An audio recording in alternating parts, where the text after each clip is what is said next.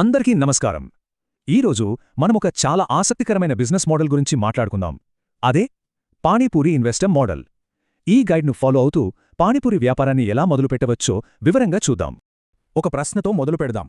అసలు వంట చేయడంలో ఎలాంటి అనుభవం లేకపోయినా ఒక ఫుడ్ బిజినెస్ అది లాభాల్లో నడపడం కుదురుతుందా? ఈ విశ్లేషణలో దీనికి సమాధానం దొరుకుతుంది. దానికి సమాధానమే ఈ ఇన్వెస్టర్ మోడల్. సింపుల్గా చెప్పాలంటే యజమానిగా వ్యాపారాన్ని మేనేజ్ చేస్తూ వంట చేయడానికి మాత్రం ఒక ఎక్స్పర్ట్ను పెట్టుకోవడం. అసలిది ఎలా పనిచేస్తుందో చూద్దాం. సరే, మరి బిజినెస్ మోడల్ ఏంటి?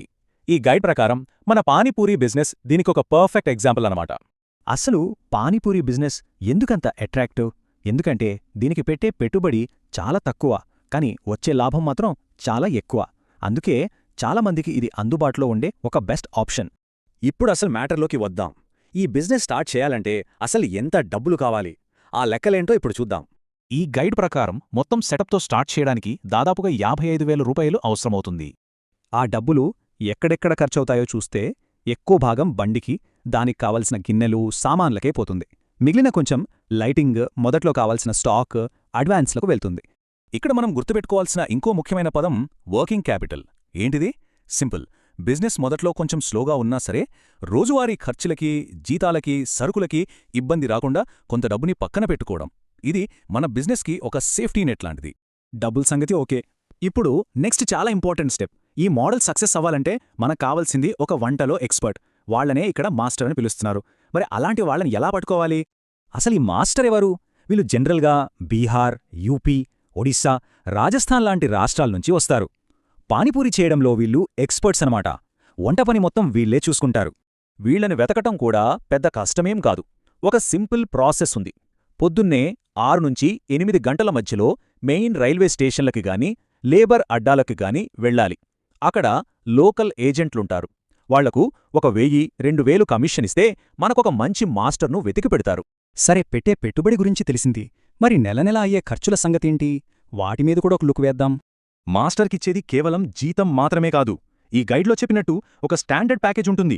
అదేంటంటే జీతంతో పాటు వాళ్లు ఉండడానికి గది, ఇంకా భోజనం కూడా మనమే చూసుకోవాలి. ఈ నెలవారీ ఖర్చుని ఒకసారి చూస్తే మెయిన్గా జీతం ఉంటుంది. అది సుమారు 18 నుంచి 22,000 వరకు ఉంటుంది.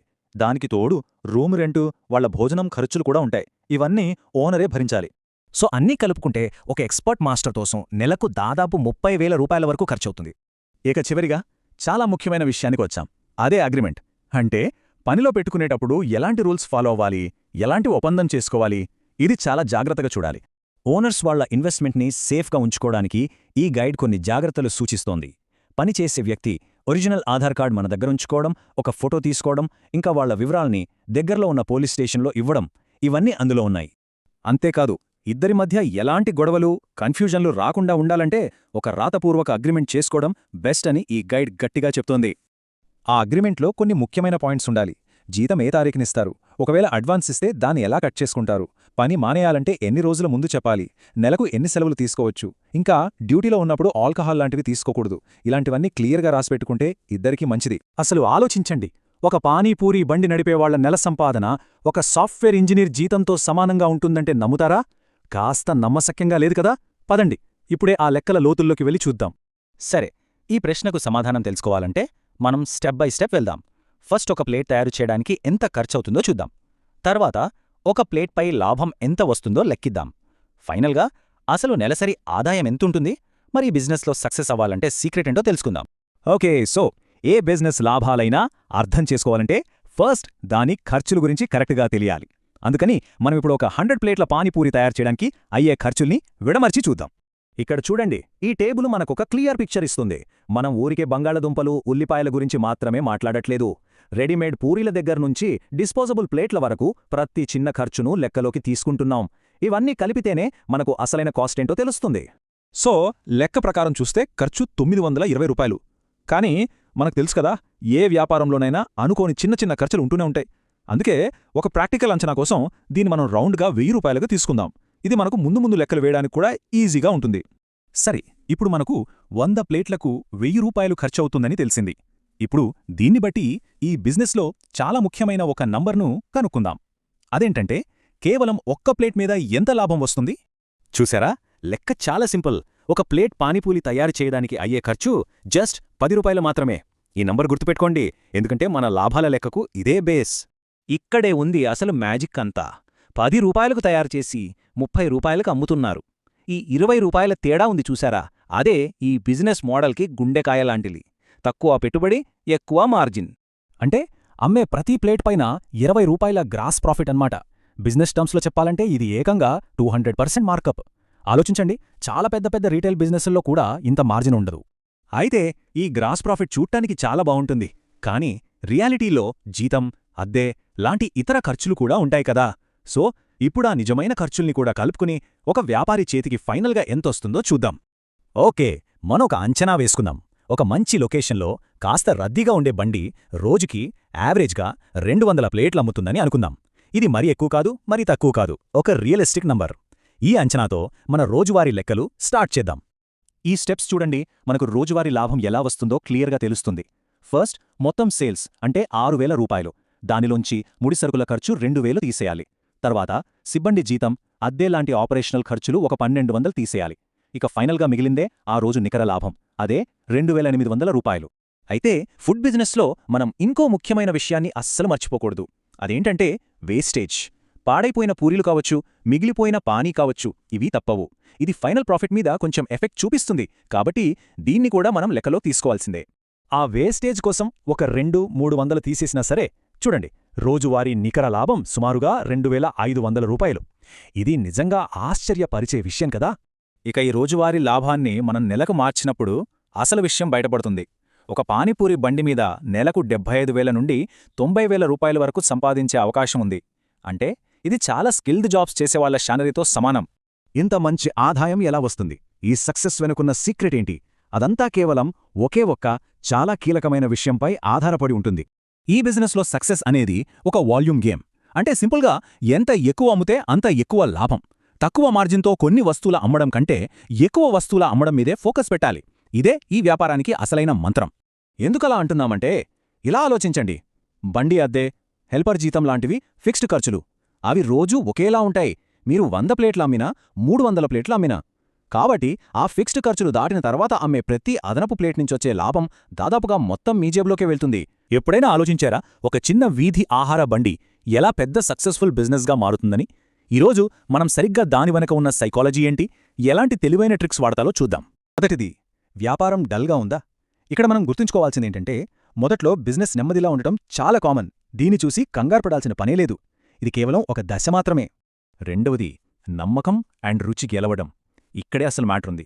సక్సెస్ అయ్యేవాళ్లు కేవలం వంట మీదే కాకుండా తమ ఆలోచనని మార్చుకుని కస్టమర్లను లాగే మార్కెటింగ్, సైకాలజీ ట్రిక్స్ మీద ఫోకస్ పెడతారు. మూడో పాయింట్, ఆకర్షించే సైకాలజీ టెక్నిక్స్. ఓకే, ఇక మాటలు కట్టిపెట్టి డైరెక్ట్గా యాక్షన్లోకి దిగుదాం. జనాల్ని మన బండి వైపు నడిపించే 2 పవర్ఫుల్ సైకలాజికల్ టెక్నిక్స్ ఏంటో ఇప్పుడు చూద్దాం. మనం ఇప్పుడు చూడబోయే ఈ ఫస్ట్ టెక్నిక్, ఇది నిజంగా ఒక గేమ్ చేంజర్. కొత్తగా బండి పెట్టిన వాళ్ళకి ఇది చాలా బాగా పనిచేస్తుంది. ఏంటా టెక్నిక్ అంటే అదే ఫ్రీ శాంపిల్ స్ట్రాటజీ. ఆలోచించండి, తెలియని చోట డబ్బులు పెట్టి రిస్క్ చేయడానికి ఎవరు ముందుకు రారు కదా. ఈ టెక్నిక్ ఆ భయాన్ని, ఆ రిస్క్ని మొత్తం తీసేస్తుంది. సింపుల్గా రద్దీ టైంలో ఒక చిన్న శాంపిల్ ఇచ్చి, కొత్త షాప్ అండి, టేస్ట్ చూడండి, నచ్చితేనే కొనండి అని నవ్వుతూ చెప్తే చాలు. దీని వెనుకున్న లాజిక్ చాలా సింపుల్, కానీ భలే ఎఫెక్టివ్. ఒక్కసారి రుచి చూశారంటే ఆగడం కష్టం. ఇలా రుచి చూపించడం వల్ల ప్రతి 10 మందిలో కనీసం 3-4 ఖచ్చితంగా కొంటారు. వాళ్ళక్కడ నిలబడి తినడం చూసి మిగతా వాళ్ళు కూడా ఆటోమేటిక్గా ఆకర్షితులవుతారు. ఇక రెండో టెక్నిక్, ఆర్టిఫిషియల్ క్రౌడ్ అంటే కృత్రిమ రద్దీ. ఇది సోషల్ ప్రూఫ్ అనే ఒక సైకలాజికల్ ప్రిన్సిపల్ మీద పనిచేస్తుంది. సింపుల్గా చెప్పాలంటే, ఎక్కడ జనం గుంపుగా ఉంటే అక్కడికే మిగతా జనం వెళ్తారు. అందుకే మన ఫ్రెండ్స్ను, ఫ్యామిలీ మెంబర్స్ను బండి దగ్గర నిల్చోబెట్టి వాళ్ళు తింటూ మాట్లాడుతున్నట్టు సీన్ క్రియేట్ చేస్తే చాలు.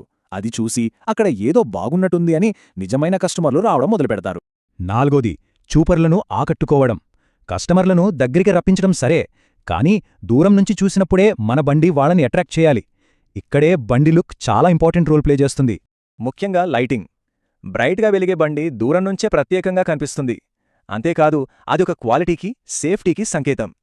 డిమ్గా ఉండే బండి కన్నా వెలుగులు విరజమ్మే బండి చాలా ప్రొఫెషనల్గా, రమ్మని పిలుస్తున్నట్టుగా ఉంటుంది. ఇప్పుడు చూడండి, ఈ పాయింట్ చాలా ముఖ్యం.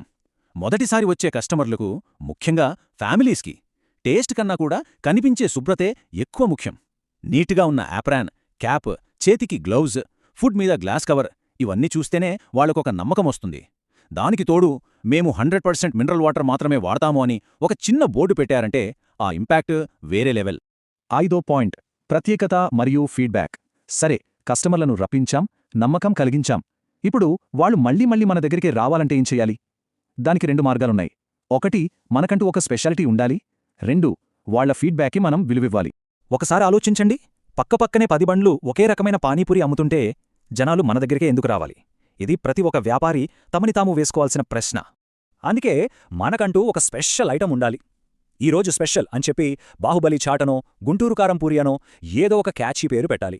ఇలాంటి పేర్లు వినగానే వాళ్లలో ఒక క్యూరియాసిటీ పుడుతుంది, మన మెను గుర్తుండిపోతుంది. ఇంకా ఇది చాలా పవర్ఫుల్. కస్టమర్ తింటున్నప్పుడు టేస్ట్ ఎలా ఉంది సార్, ఏమైనా మార్చమంటారా అని సింపుల్గా అడగాలి. ఇలా అడగడం వల్ల వాళ్ళ అభిప్రాయానికి మనం విలువ ఇస్తున్నామని వాళ్ళకర్థమవుతుంది.